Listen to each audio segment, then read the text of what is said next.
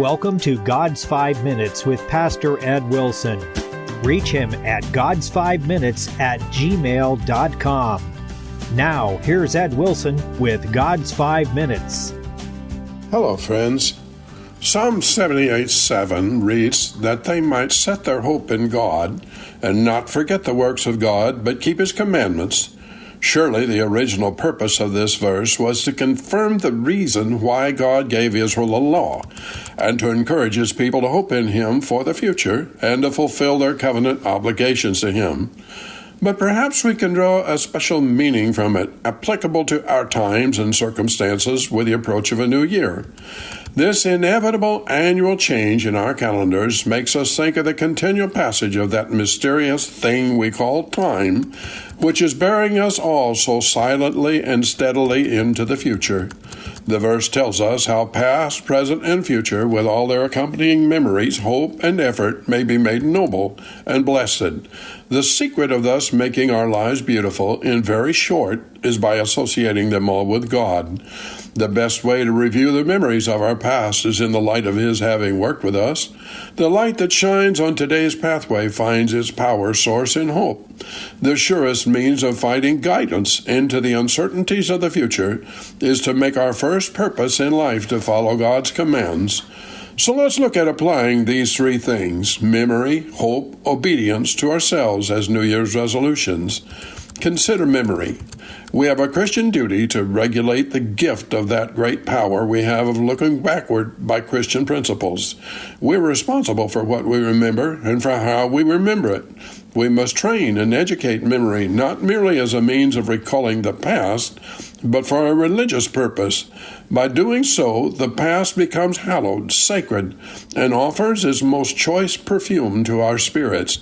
It is a blessing to see the past, not so much in the operations of our own faculties, whether we blame or commend ourselves, as instead the great field in which God has brought Himself near to the events that have overtaken us.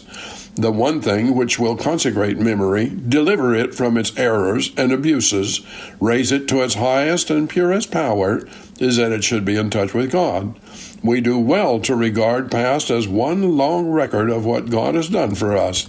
Let's remember our mercies, remember our losses, and for all the way by which the Lord our God hath led us these many years in the wilderness, let us be labored to be thankful. Consider hope. Memories and hope are closely connected. It is almost as if the power by which we look backward and that by which we look forward are the same. Certainly hope owes to memory the colors with which it paints.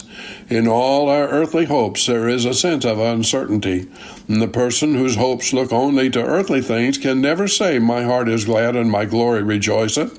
My flesh also shall rest in hope." All earthly hopes contain as much of pain as pleasure. Only a hope set on God is as solid and real as the unchangeable past. This new year let us set our hopes on God, and they shall not be ashamed. Consider obedience. Memory and hope are meant to fit us for work in the rapidly passing moments of our lives.